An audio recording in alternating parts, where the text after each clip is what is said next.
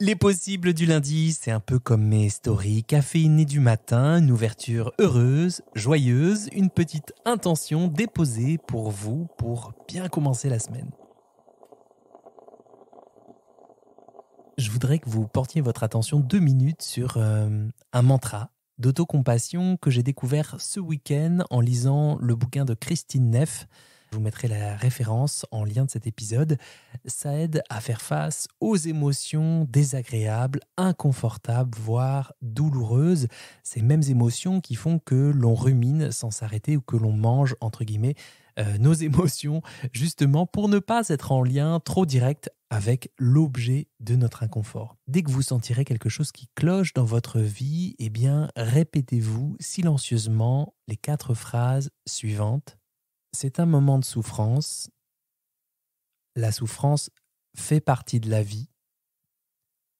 J'aimerais me montrer bienveillant envers moi-même en cet instant. Je souhaite m'accorder la compassion dont j'ai besoin. Voilà, c'est tout. C'est assez simple, c'est assez court à mémoriser et ces phrases abordent les 3 aspects de l'autocompassion. D'abord, c'est un moment de souffrance. Déjà, ça permet de se rendre compte qu'on souffre. C'est vraiment bête à dire, mais vu notre société de l'individu en tant qu'outil au service de la performance, eh bien, parfois on souffre et on se dit que c'est pas important. Deuxième phrase, la souffrance fait partie de la vie. Ça nous rappelle que l'imperfection est une composante inhérente à la condition humaine. C'est quelque chose que l'on partage tous et toutes. Donc déjà, c'est pas forcément quelque chose à combattre. C'est peut-être quelque chose de normal, de naturel. D'autant plus que, nous ne sommes pas les seuls à l'expérimenter. Nous ne sommes donc pas si isolés que ça. La 3e phrase prouve qu'on est concerné par ce qui nous arrive et qu'on aimerait prendre soin de soi quand ça tangue un peu fort.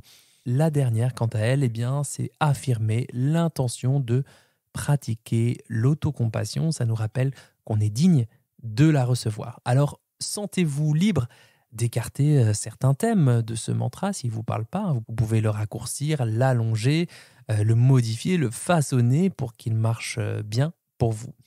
Alors, vous me connaissez maintenant, les histoires de mantra, ça ne veut pas forcément se dire « je vais me persuader façon méthode Coué », c'est plutôt de savoir mieux utiliser nos émotions, ces courants d'ondes, plus ou moins agréables lorsqu'ils se présentent à nous, en être conscient sans en être otage.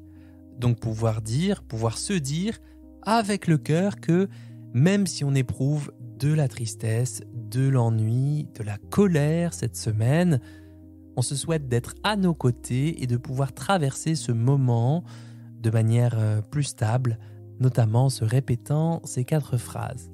Voilà, souvenez-vous, tout est possible, tout est possible. Je vous souhaite une semaine de soleil et de rire. Abonnez-vous pour me soutenir et à très vite pour un nouvel épisode dans la poire.